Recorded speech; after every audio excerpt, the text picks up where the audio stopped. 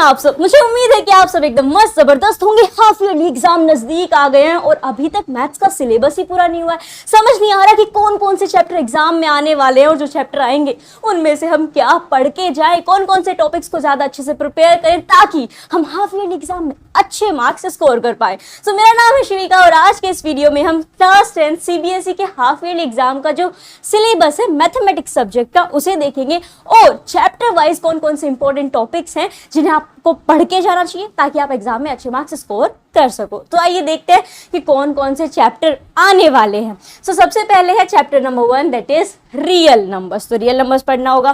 Chapter 2 polynomials, chapter 3 pair of linear equation in 2 variable. और हाँ, ये सब कुछ नए सिलेबस के हिसाब से है।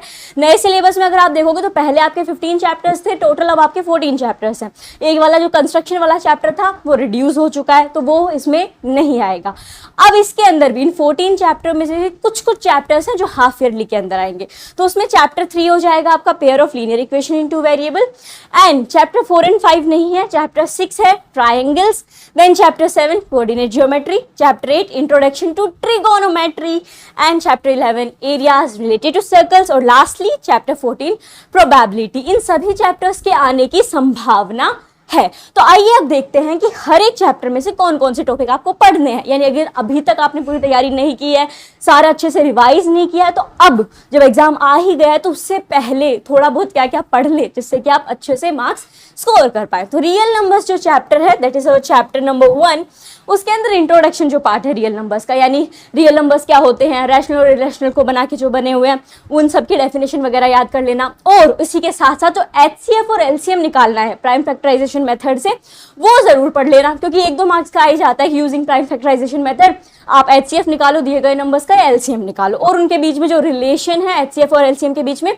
उसको भी अच्छे से स्टडी कर लेना। और अगर आप इस चैप्टर को अच्छे से एक एक टॉपिक को समझना चाहते हो तो उसमें मैंने ऑलरेडी वीडियो बना रखा है, डिस्क्रिप्शन में आपको लिंक मिल जाएगा, वहां से आप जितने भी चैप्टर्स मैंने अभी आपको बताए उन सबके वीडियोस देख सकते हो, तो उससे आपका कॉन्सेप्ट क्लियर हो जाएगा। तो पहला तो आपको इंट्रोडक्शन देख लेना है रियल नंबर्स का।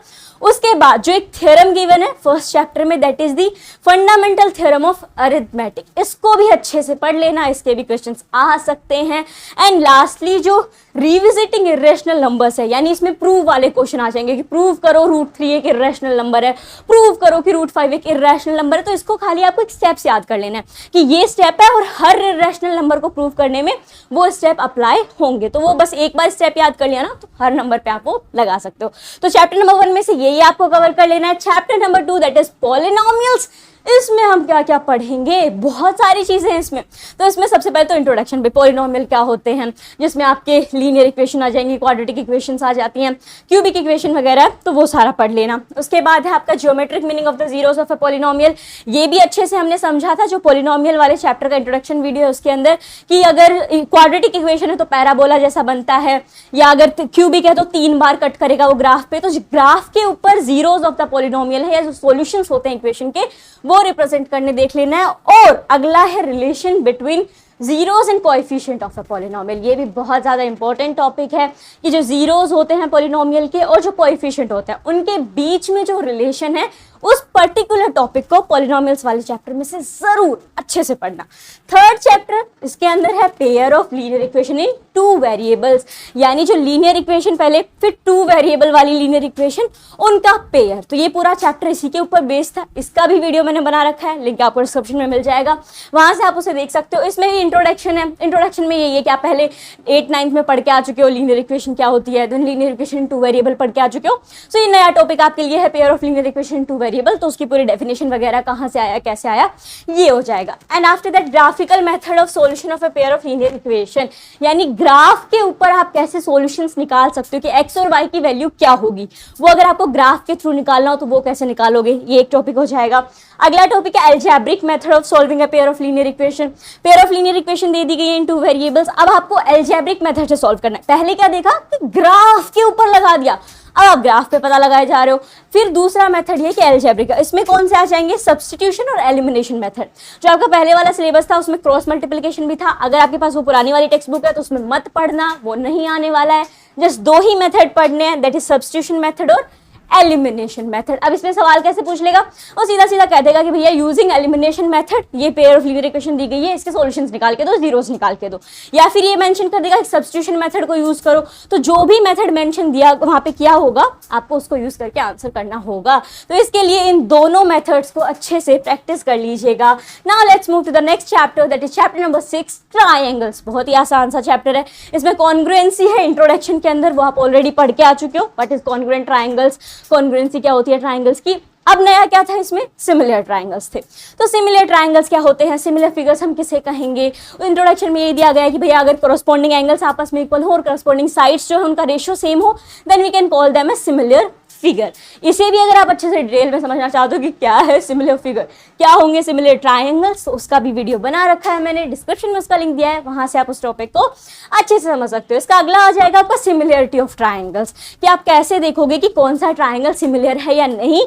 एंड उसी के साथ इंपॉर्टेंट है criteria for similarity of triangles. Question में ये दे देगा कि ये तो प्रूव करो कि ये ट्रायंगल आपस में सिमिलर है या नहीं, और जिससे भी आप प्रूव कर रहे हो वो क्राइटेरिया भी आपको मेंशन करना होगा। कौन से हो जाते हैं हमारे, side side side, angle angle, angle angle, side angle side. तो ये 4 जो क्राइटेरिया हैं उनको भी मेंशन करना होगा। वो तब आप तभी मेंशन कर पाओगे जब आपको पता होगा कि कौन सा क्राइटेरिया कहाँ पे लग रहा है। आगे चलते हैं नेक्स्ट चैप्टर के ऊपर, that is chapter number 8, introduction to trigonometry. ये चैप्टर ज्यादातर लोगों को बड़ा डिफिकल्ट लगता है कि भैया पढ़ तो लिया, एग्जाम में क्यों दे रहे हो, पढ़ने में दिमाग इतना लगा लिया था, अब एग्जाम में भी सवाल आएगा। अगर आप लिटरली से देखोगे ये चैप्टर बहुत ही ज्यादा इजी है। कब इजी लगेगा, जब आपको इसके जितने भी फॉर्मूलाज हैं, जो रेशियोज हैं उनके फॉर्मूला याद हो जाएंगे, जो टेबल है आपकी स्पेसिफिक एंगल्स जो है रेशियो वो याद हो जाएंगे, एंड सबसे ज्यादा इंपॉर्टेंट जो 3 आइडेंटिटी दी गई थी वो याद कर लो। बहुत ही आसान है। और उन्हें याद कैसे करना है, टेबल को कैसे याद करना है, फॉर्मूला को कैसे याद करना है, क्राइटेरिया जो भी हमारी 3 आइडेंटिटीज हैं उन्हें कैसे याद करना है, ये भी मैंने ट्रिग्नोमेट्री का जो एक्सप्लेनेशन वीडियो बनाया था उसमें अच्छे से डिटेल में आपको समझाया था, कुछ ट्रिक्स भी बताई थी जिससे कि आप रेशियोज को याद कर सकते हो। तो उस वीडियो का भी लिंक डिस्क्रिप्शन में दिया गया है, वहां से आप ट्रिग्नोमेट्री के एक्सप्लेनेशन वीडियो को देख सकते हो।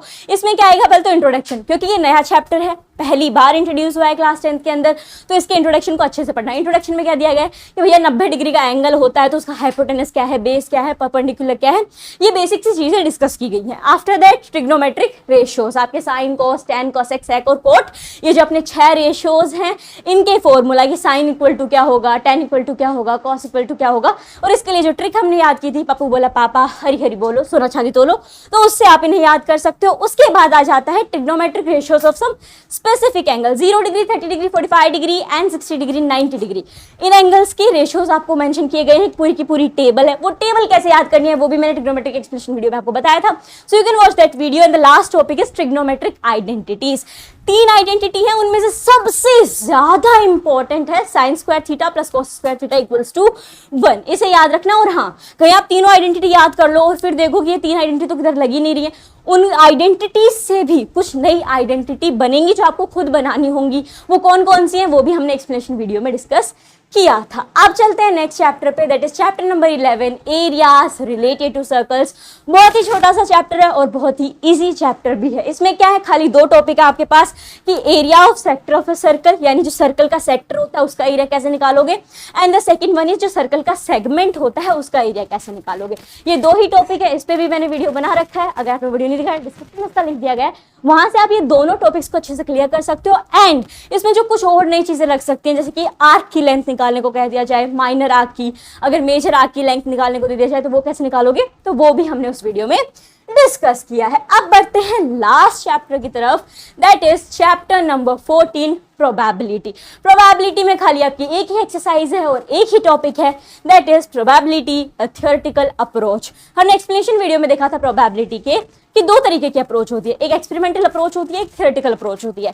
तो ये जो चैप्टर है इसमें थ्योरेटिकल अप्रोच को यूज में लिया गया है। तो इसमें बेसिक चीजें हमने जानी थी, प्रोबेबिलिटी क्या होती है, इसकी approach, equally likely outcome, not equally likely outcome, and सबसे ज्यादा इंपॉर्टेंट डाइस, कार्ड और कॉइन के जो क्वेश्चन होते हैं, ज्यादातर इस चैप्टर में से कार्ड वाले क्वेश्चन से आते हैं। तो कार्ड को आप कैसे अच्छे से याद करोगे, कितने पत्ते हैं, किसका क्या नाम है, कौन सा फेस कार्ड है, कौन सा ऑनर कार्ड है, ये सब जो प्रोबेबिलिटी का एक्सप्लेनेशन वीडियो था उसमें हमने समझा था, उसका भी लिंक आपको डिस्क्रिप्शन में मिल जाएगा, वहां से आप इस चैप्टर को अच्छे से प्रिपेयर कर सकते हो। तो ये होंगे कुछ चैप्टर 1 से लेके 14 तक टोटल थे, जिसमें से मैंने आपको बता दिया कौन कौन से चैप्टर हाफ ईयरली में आने वाले हैं और कौन कौन से इन चैप्टर में से इंपॉर्टेंट टॉपिक्स हैं। अगर आपने सब कुछ अच्छे से पढ़ रखा है, बहुत अच्छी बात है, इनको एक बार रिवाइज कर लीजिएगा।